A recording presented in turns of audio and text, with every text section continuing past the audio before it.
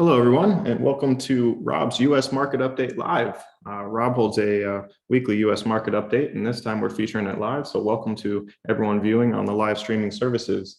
My name is Zach. I'm one of the team here at Elliott Wave Options, and I'm going to be facilitating this session with Rob Roy in just a moment.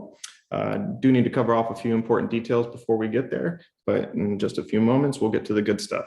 So first and foremost is our live disclosure disclaimer agreement. If you've attended any of our live sessions previously, whether it might be a Trade Finder Live or Insiders meeting, and you've seen this before, the main thing to take away from it is that we are not licensed investment advisors in the United States, so nothing is to be taken as personal investment advice. We do have this available on our website to be read in full detail there. Feel free to take a screenshot if you like, but that's the main point to take away. So I will now get out of the way and pass on to the man of the hour, Rob Roy.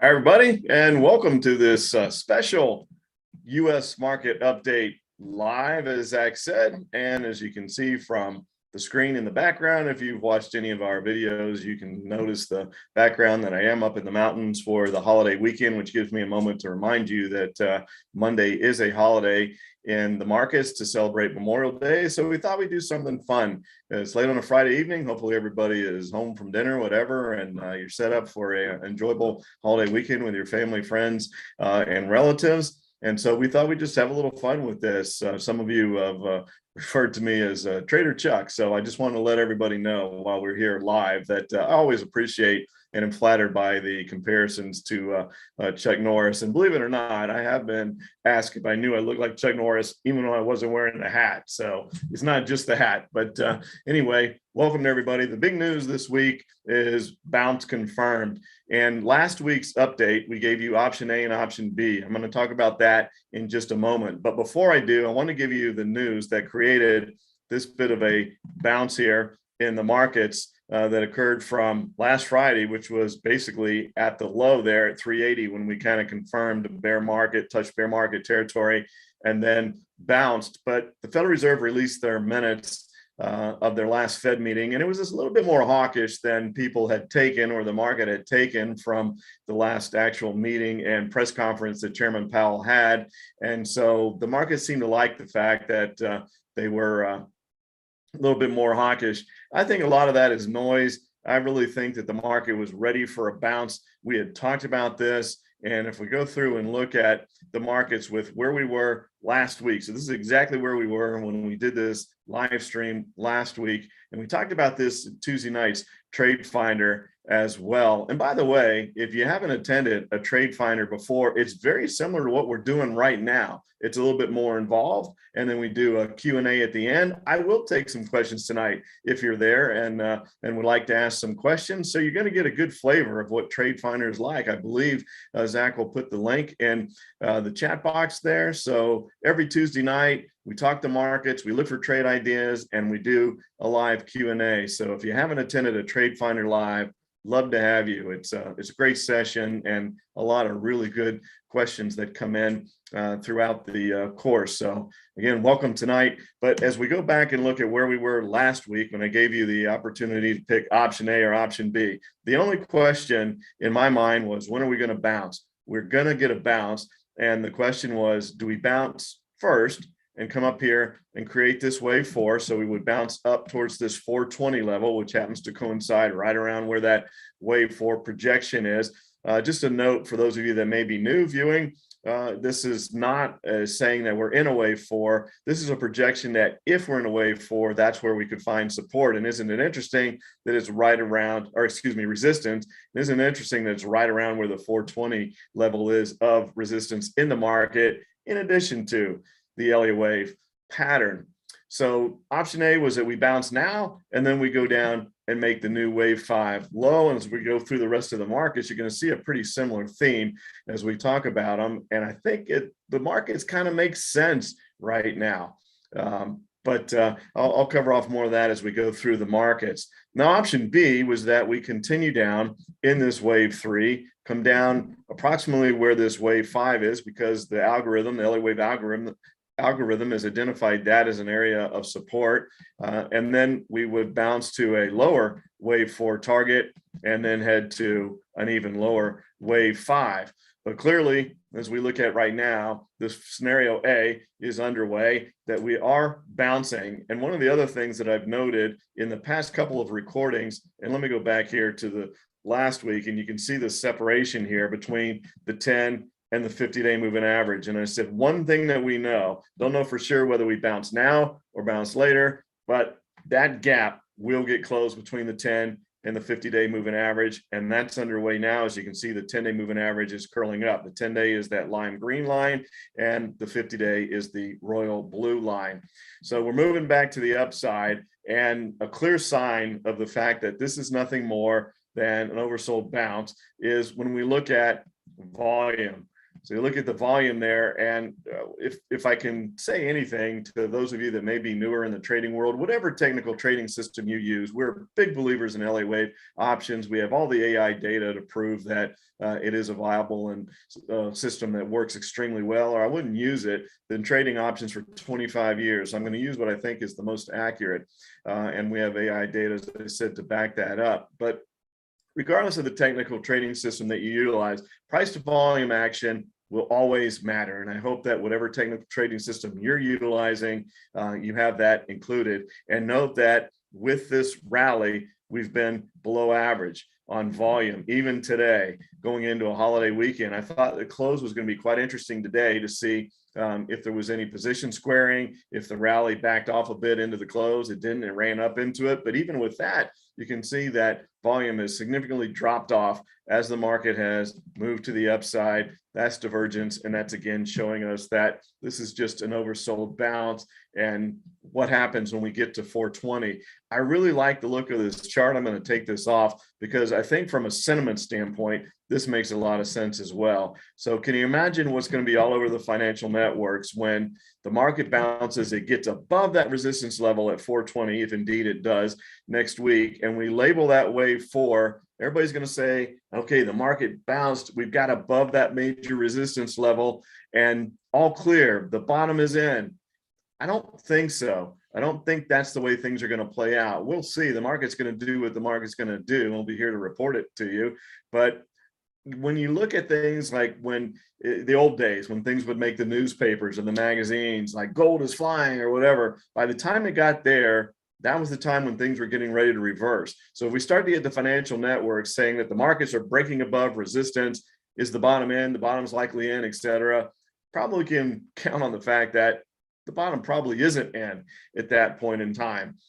There is a scenario out there about the fact that the market is weakening, the economy is weakening, and it's doing the Fed's job for it. And maybe the Fed won't have to raise rates as much as feared. I don't think that's a viable scenario, in my opinion. I think the Fed's going to overshoot the mark. They are so determined that they're going to win this race against inflation. The fact that they're going to continue to raise rates, they don't even seem to care about the market anymore. And they've said as much that they're going to rein in inflation. And if that's to the detriment of the market, they're willing to do that. Those are their words. So, they flip-flopped a lot.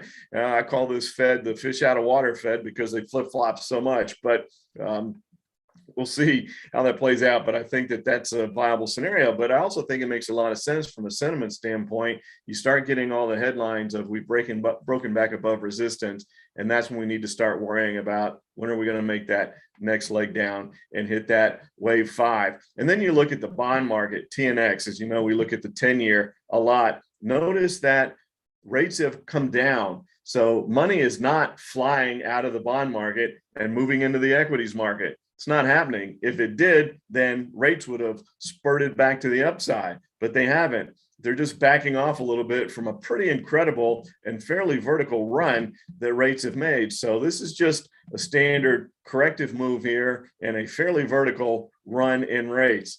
Again, when you look at the bond market, prices and yields are inverse. So as prices go up, yields and rates go down, and vice versa. So if money was leaving the bond market, prices would go down and rates would go up. If money was leaving the bond market to rush into the equities market. And when we look again at volume, just to tie that all together, clearly that's not happening, or we would be at above average volume. The reason we talk about the bond market a lot, and I think this is really important, we highlight this a lot, Trade Finder and all of our broadcasts, is the bond market has some really smart people. And if you're not aware of it, the bond market is larger than the equities market. There's more money in the bond market. And if you're going to be a good equities trader, you should have at least a good working knowledge of the bond market. I think that's important. So that's why we look at the TNX so often. And so clear signs here that this is a low volume bounce. The sellers have just stepped away, let the buyers come in, have their day, move back to the upside. Let's get that 10-day moving average back to the 50 or maybe slightly above it. Label that wave 4, ideally above 420. Again, from a sentiment standpoint, this is from the short side, obviously, and set up that next big downside move. If we look at the VIX, we've been talking about this over the past couple of recordings, and man, it really did form a nice symmetrical triangle here. And that was going to tie in with option A or option B that we presented, right? If we break to the upside out of the symmetrical triangle and the VIX goes higher, then that was going to go with option B, where the market went down a little bit lower before the bounce occurred. But if we break to the downside out of the VIX, then market's likely rallying, and that's option A, where we create the wave 4 first before looking to roll over and create a new wave 5 low. Now we can see that we confirmed the downside breakout out of the triangle here last night in our insiders meeting, which is what we do every Thursday night. That's for our alert subscribers. We have an alert service at ewotrader.com, and for Thursday nights we do an hour and a half with an extended Q&A just for alert subscribers. And we talked about, okay, Friday's going to matter to see if we confirm this downside breakout on the VIX, if we move back to the upside again and get some confirmation on this bounce. Both of those things occurred today, moving into a holiday weekend, which I think is important. So the bounce is underway. Looking at some of the other markets that y'all like to look at, the dollar, is one of my favorites. I talk about this all the time. I am in favor of a strong dollar, but the dollar also had a pretty significant run. You can see this move to the upside here, and we were doing pretty well. We had a triangle right back here. All this just classic Elliott wave corrective stuff. So we had this triangle, which gave us a little bit of a false breakout there to the downside, and then the big run higher. And then we started to move vertical. And again, what goes vertically up, how many times have you heard me say this, likely comes vertically back down. So what's happening? Right about the point where we went vertical is where we're correcting back down in the dollar. So as long as the dollar stays above 96, just to give you a reference point, I like the strong dollar aspect. If we were to break below that, that would concern me a lot as far as the dollar staying as the world's reserve currency, et cetera. If we break that, then I think we have a lot bigger problems. Well, we have a couple other black swans out there, don't we? Now we have monkeypox that we have to worry about, another virus. They seem to be concerned about that because of the way it's spreading, not the amount of infections, at least not yet, but the fact that it's spreading differently than it used to. And then we have China that's flying warplanes over Taiwan. Would China really invade Taiwan? I don't think you can rule it out. I don't think it's a zero chance of that happening. You would like to think that it's a low probability, but it's not zero. So it's all things that we have to keep in the back of our mind regarding the markets moving forward.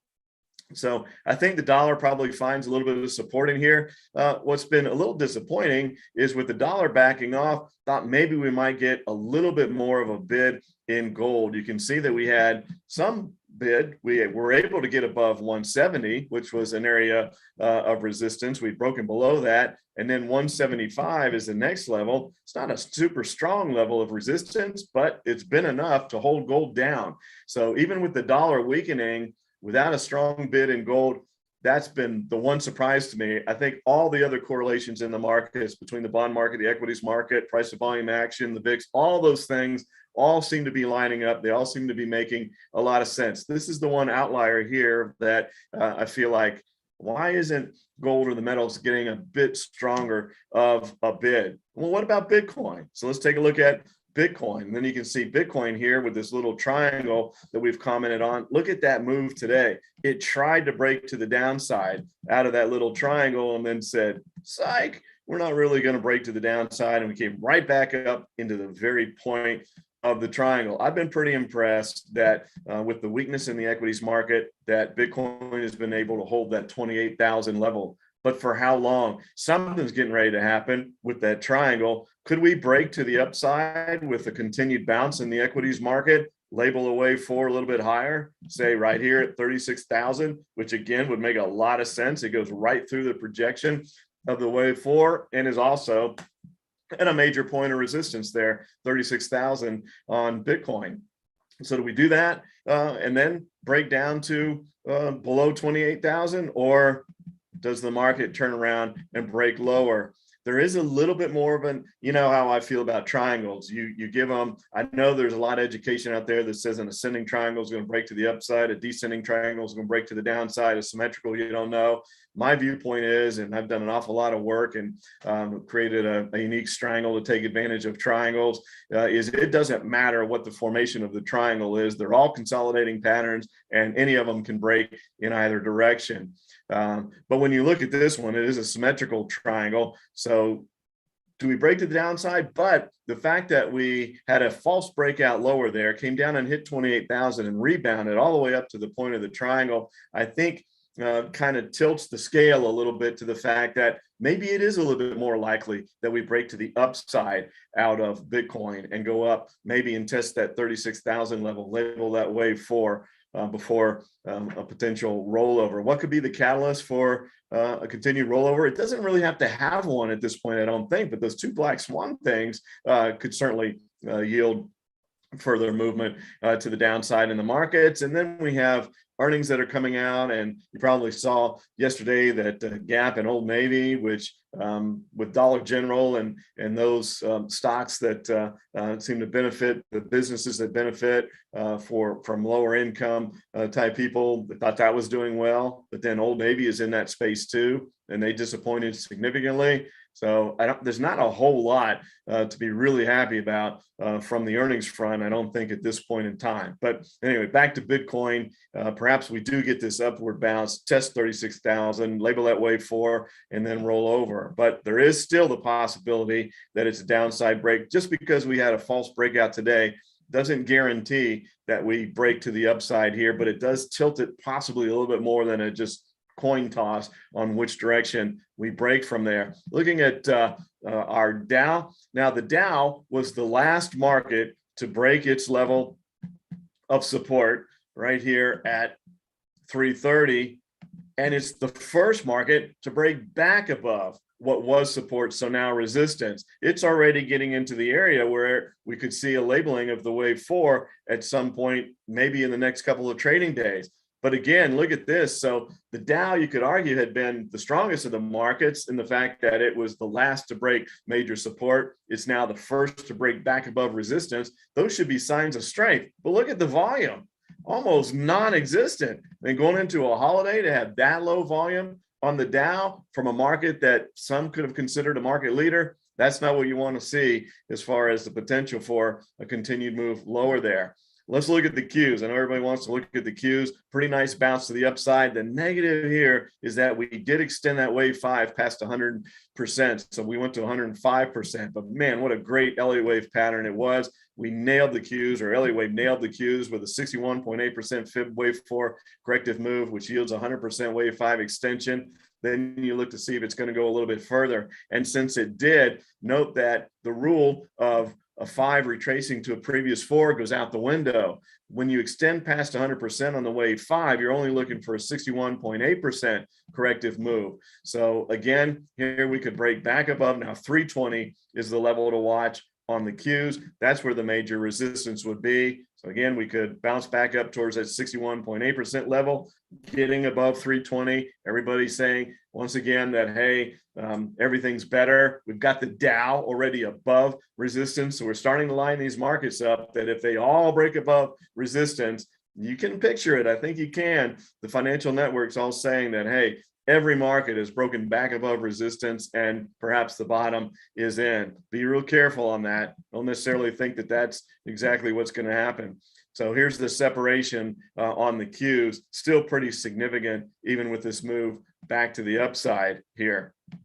All right, so continuing, let's look at the IWM, and you can see that the IWM held support there at 170. So I've kind of joked, are we changing the range? Because it looked like for 2022, we were going to go from 190 to 210, where we've been in the range between 210 and 230 for all of 2021. Is the range going to change from that to 190 to 210 for 2022? And then we broke below 190, and now we're right back testing it again. Can we break above that level and get back into that range of 190 to 210? We'll see. A little bit more work to do, but note that the 10-day moving average could catch up to the 50 right around 190.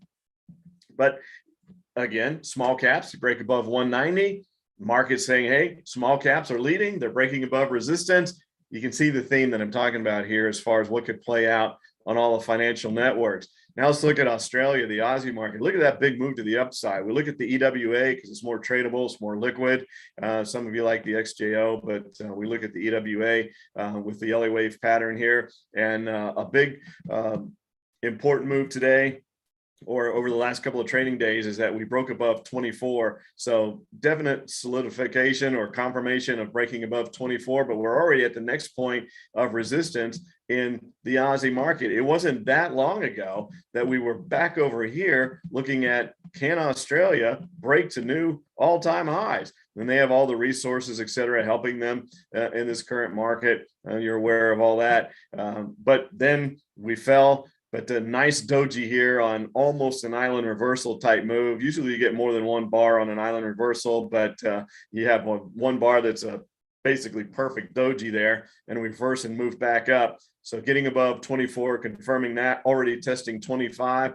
Now on the Aussie market, if we can get above 25, you may have something there. Perhaps you do turn around and start to run back and look at making new all-time highs again. But if the US markets do roll over, can the Aussie market handle that? It looked like it was before, but then it's succumbed to the selling just like the US market did. So that's going to be really interesting to see. 25 will be key at the beginning of next week. Looking at Canada, its level was 37 that we've been talking about and watching. Broke above that. So closed right at 37 yesterday, broke above it today. So we're getting some confirmation on that bounce back to the upside there. But you can see the wave 4 on a 5-wave impulse pattern is at 53%. So we could still go up higher to the 61.8% and see if Canada can hold it. Canada's market was holding in there pretty well too before it succumbed to the selling. It looks very similar to the chart of Australia. So I think you could look at the market in Australia and Canada as the two strongest international markets right now. At one time, it was India. So if we look at the INDA, nice basing here at this 40 level, but it hasn't joined the party yet on the break out of this pattern here. So we're kind of in a bit of a tight range, almost creating a bit of an ascending triangle here. It's a small one, but you could make a pretty good argument for it with the resistance there at 41.5 and then those higher lows is to see if we're going to break back above that level. Pretty good separation between the 10 and the 50-day there. And we're not in a 5-wave impulse here. We're in corrective patterns. So the triangle makes a lot of sense as a corrective move. How far can the Indian market go? If it does join the party and break out of that triangle to the upside, it's going to run into resistance at 43. So perhaps you have a bit of a go here on the long side between where we're trading now and 43 on the INDA. Not to forget the DAX. Talk about that a lot. And we've covered the DAX off in Trade Finder on Tuesday nights all the time as well. We have a lot of international viewers. So if you're watching this live stream, again, welcome to everybody. Appreciate you taking your time on a Friday night of a holiday weekend to join us. And a lot of international viewers on Trade Finder. So if you are, we do talk the international markets as well, and we'll answer any questions that you have regarding any of the markets. But look at this. So what's been the weakest global market, I think, over the past year or two? And we've had 3 different times where the 5-wave pattern came down, hit its target, and then relabeled to a 3, meaning that you had a 5-wave impulse pattern. It completed. What happens next? Well, it relabeled to a 3, so you're going to get a bounce and a new low. That's happened 3 times on the DAX. So it's been the weakest of all the markets. But now we're bouncing on this last one, and we have the first cross to the upside of the 1030 on the international markets. Now, that's a sign that a lot of institutions look at. You get a 1030 cross to the upside, it's viewed as bullish, meaning that you're going to continue to move in that direction for the short term, or on reverse, you get a downside break of the 10 moving below the 30-day, then you're probably going lower for the short term. But it looks like maybe there's a little bit of reprieve. Maybe some of the selling is finally going to abate for just a little while in the DAX, but nothing really matters until it breaks back above this wave 4, and that's quite a ways away. If it is able to do that, we've got basically a 50% wave 4 correction right here. It could still go up to 61.8, and this 5-wave impulse pattern all stays intact. So just a bounce here that's occurring. And the one positive, if you wanted to look at something, is one of the markets that actually had above average volume on this move. So a little bit of support on that. But I could also say be cautious on that. It's probably the most oversold of all the markets as well. So perhaps it's just the sellers are exhausted for a while. They're letting the buyers step in, but maybe some short covering coming in as well with the fact that there was over average volume. I don't think there's been any short covering in our markets yet based on the fact that the volume is below average. That's more just sellers stepping away than sellers covering their short positions. So those are the markets. That's what we normally do in the update. But since we are live, I'll bring it back to Zach. If there are any questions from any of the viewers, I'm happy to take a couple, and then we'll wrap things up and send everybody off on their holiday weekend. Absolutely. And thanks for that, Rob. It's great to see all the viewers we have on for this live special edition. You mentioned our international subscribers a bit earlier. A subscriber here, Barney from YouTube, says, "Hi, Rob, greetings from Hamburg, Germany." So it's always interesting to hear where our subscribers are from. Great. Yeah, we do we're talking about you. Yes, indeed. And so we have a few questions here. First one that came in is from Harold and was hoping to take a look at silver.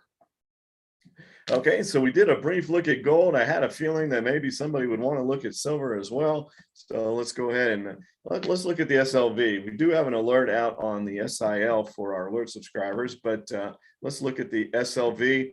And I think it's pretty similar to what's going on with gold, which is why I didn't bring them both up in the first place. But you guys are pretty good about wanting to see things that I don't cover. So there's the SLV, and I think it's the same. We got a little bit of a bounce, a little bit of a bid came into the metals with the dollar weakening, but same thing here. I would have expected to see us a bit higher and really giving a hard run at breaking above this level at 21 on the SLV. Hasn't happened yet, which is kind of interesting because I don't know how long the dollar is going to weaken. I don't think it's going to be that much longer. This is just an overbought correction, I believe, in the dollar, unless something nefarious were to happen in the markets and things get really ugly and then the dollar starts to come down significantly. If that happens, then globally we're in a world of hurt. Who knows what could be the trigger for that to occur. But for now, just the fact that there hasn't been a bigger bid. Now, if you're looking for a contrarian play, I think this is a time when you could look at the metals. So everything else pretty much has bounced, right? A lot of the sectors have bounced with this, but not the metals. So we've got the market bouncing, we've got the dollar weakening a bit, and yet we haven't had more of a significant bounce in the metals. Maybe they're the last to come. Maybe they follow through and bounce next week. So if you wanted to take a real speculative shot at something long that hasn't joined the party, if you will, hasn't bounced like other things have, maybe gold and silver is a place to look. So thanks for asking about the SLV. The key is here. I don't think you want to be long here until it breaks above 21. And even if it hits 21, you got to be careful of a rollover there. So 21 is the key level on the SLV to keep an eye on. Thanks for that, Rob. Mike from YouTube says, "Chuck, love your work." And then there's a couple questions here from Anthony as well. Anthony asked if you should be watching the VIX, and there's another part of that question as well, but I'll let you address that first. I do think you should be looking at the VIX, and you give me an opportunity to talk about the VIX. You know, the VIX changed. It used to be on the S&P 100. It was on the OEX, and it only dealt with near month options, and it was like clockwork. You could really, and I traded just against the VIX for a very long time, where it would stay in a range. And I can tell you the range used to be from 20 to 35. Perhaps you can go back and look at some historical data and see how it used to be. And if the VIX got down to 20, VIX was getting ready to go up, which means you're going to have a sell-off in the market. If VIX got up to 35, you're likely to have a rollover in the VIX and then a rally in the markets. And it just was like clockwork when it would do that. In the middle, you kind of stayed away from it. But when it hit 20 or 35, those were levels that you would enter into trades, and it worked great. Well, then they decided they're going to change the composition of the VIX. Now it's on the S&P 500, and they do near month options, one strike in and one strike out of the money in calculating it all. And it is a lot harder to actually trade the VIX. So I don't do that anymore, but I do think the VIX still bears watching. And if you've heard me talking about this, I do feel like this constant pounding we gave in the market update, I'm talking about this in Trade Finder as well, the boxer versus puncher. In fact, I think it was Trade Finder where I actually brought this scenario up, and then we used it in the SPY update of, you know, you can have a boxer and a puncher in the ring, right? You have a puncher and they got the knockout power, and they can knock the other guy out. And then you've got the boxer, doesn't possess the knockout power, but just the constant pounding can wear an opponent down after a while. Is the VIX doing that with this 35 level, just constantly hitting it with this elevated volatility, but not really getting that spike, a 40 or 50 spike in the VIX to where you get a cathartic sell-off in the markets and all things are over? Still feels to me like we might need that. I have trouble arguing too much against that boxer mentality with the VIX because it's been elevated for so long. And you go back and look at historics on the VIX, it doesn't happen very often where it stays this elevated this long. So I think it's going to be interesting to see how it plays out. But with this confirmed downside breakout, it does seem like, now that could still be a false breakout, but normally you don't get confirmation of a breakout and then a reversal. It's quite normal to get a false breakout of a triangle and then a move in the other direction, but usually not after the breakout is confirmed. And so the downside breakout was confirmed today. So the expectation would be that the VIX continues lower, and that leads to the fact that the market rally may have some more legs. Now, maybe we pause a day or two because it's been a pretty strong rally over the past couple of days. So let's go back over here to the market. We're a tiny bit overbought, if you can believe that, from the 10-day moving average now over the past couple of days. So maybe we rest a little bit as we're approaching 420 in the beginning of the week before we take a shot at running above it, or maybe we don't. The market's going to tell us what it's going to do, but I wouldn't be surprised to see just at least a little pause for a day or two at the start of next week. But the market's going to do what the market's going to do. But my long-winded answer to your question, I do still think you should look at the VIX, and those are my thoughts on it. Very well. Thanks for that, Rob. The second question from Anthony is, would 80-20 long and short ETFs be a good play for now? Right now, yeah. I do think you still want to have a little bit of downside exposure. So I'm glad you're giving some credence to the downside still. As sketchy as things are right now and as low volume as this bounce has been, I think you still have to not walk away from respecting the downside potential. So I think for the short term, that makes sense, but not for very long. If we get, say, 430, even breaking at above 420, even 420 would be something to be concerned of. But if we break above that level and we're in the 430 level, I think maybe you want to rebalance that. But for right now, I think that makes sense. But that's for the very short term, in my opinion, like a week or two, maybe. Yes, indeed. And so this next one's a two-part question from both Hans and Enduro. Hans says, what downside do you see after we hit 430-ish? And Enduro added to that, said, I'm with Hans. What do you see after the 4,200 low? Great. And I probably should have talked a little bit more about that when I was gearing up with the two scenarios. So based on these projections, and I think these projections make sense, and that's what it is. The Elliott wave algorithm is making projections. Okay, if we're in the wave 4, here's where we could look to see a potential wave 4 labeling. It's not exact. It's a projection. But getting above 420, as I said, from the sentiment standpoint and having all the headlines through all the financial media outlets that, hey, we've broken above resistance and likely we're home free. that's when I was starting to get concerned about, okay, the market's ready to roll over and head back lower. But this wave 5 target, the top of the tap box here, which is time and price projection, is around 365, but the midpoint there is around 350. So that's where I think we're looking. I think that 350 makes sense based on the percentages, the algorithm, etc. I will leave with one caveat. It does depend on where that wave 4 labels.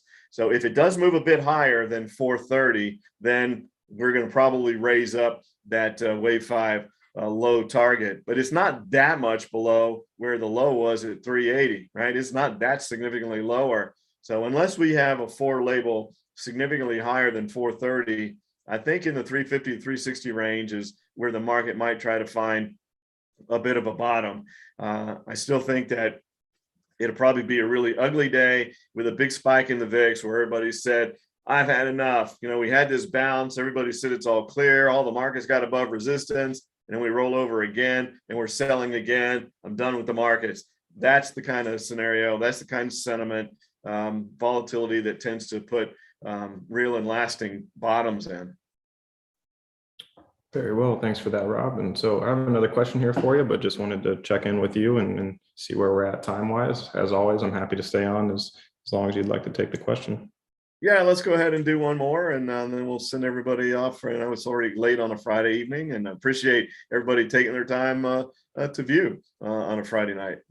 Absolutely. Yeah, it's been very nice to see everyone on. And just to add to that, if you did enjoy this live special edition session, be sure to give us a like, thumbs up for the special here with Rob. So this last question here will be from Douglas. XLE seems to be close to a megaphone top from '09. Agree? I'm glad you asked about the XLE. That's a really good one to look at. And I think I'm going to, if you want to hang around a little bit longer, I'm going to look at oil too. I think that bears looking because, man, I do not like the chart of oil from, paying at the pump standpoint. It's really surprising me. So I do want to show USO. So don't go away yet. We'll do this question, then we'll add in the USO. But thanks for mentioning that on the like. Zach, I was going to ask you for a couple of reasons. One, if you like these videos in general, please hit that like button. You know how this works. You know how the algos work with YouTube, etc.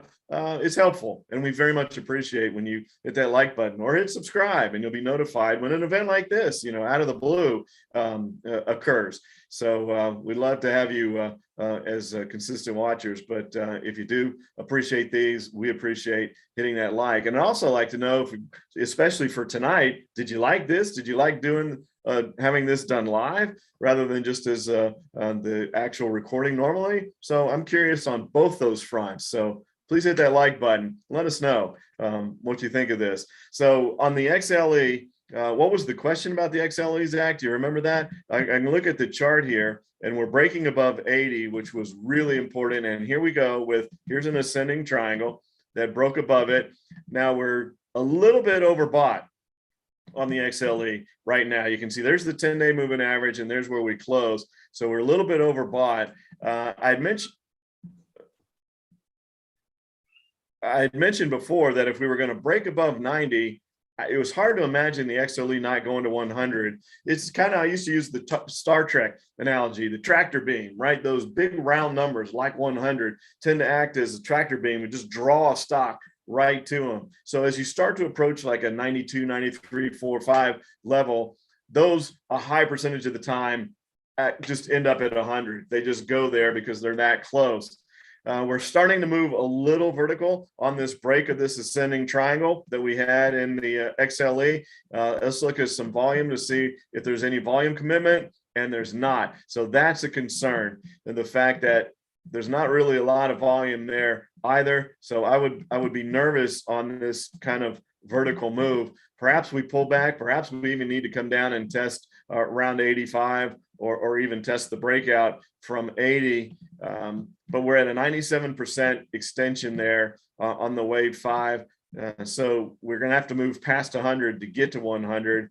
but we're getting a little bit vertical. There's no volume to support it. I like to look at the DMIs, one of our favorite indicators for strength. Now, this gives you a little bit different picture here, where you can see the positive directional indicator, which indicates buying pressure, the negative, which is selling pressure, are starting to separate. The buyers are in control. The ADX is moving up. Now, if we can get, it's not there yet, I want to be clear about that, but if we can get the ADX to break above that negative directional indicator and above 20, that is a trigger within the indicator of the DMI that there's a strong trend underway.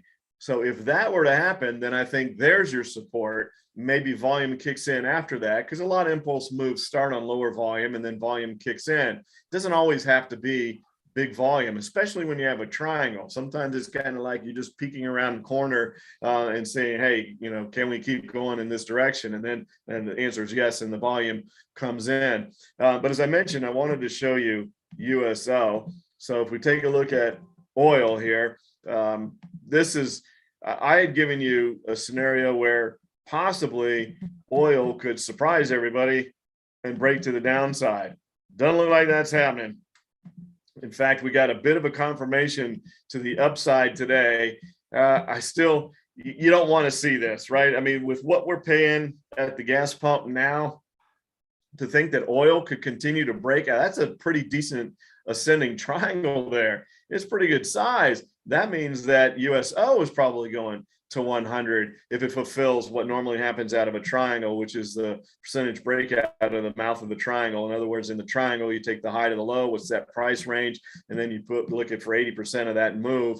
Often it'll go 100%, but 80% is an extremely high percentage of the time. So I bet if we were to do that math, that's going to take us right up towards 100. So the fact that we did have a bit of follow through there today, I kind of thought that might have been a false breakout yesterday to suck people in on oil. But man, it's not. And taking a look at that, and same thing as far as low volume, just across all of the markets. But the fact that we're breaking to the upside, that's scary. If we start to see USO go up near 100, can you imagine what we're going to be paying at the gas pump then? That would also mean that the Federal Reserve is kind of losing their grips on inflation, I would think, because we're going to have oil go that high.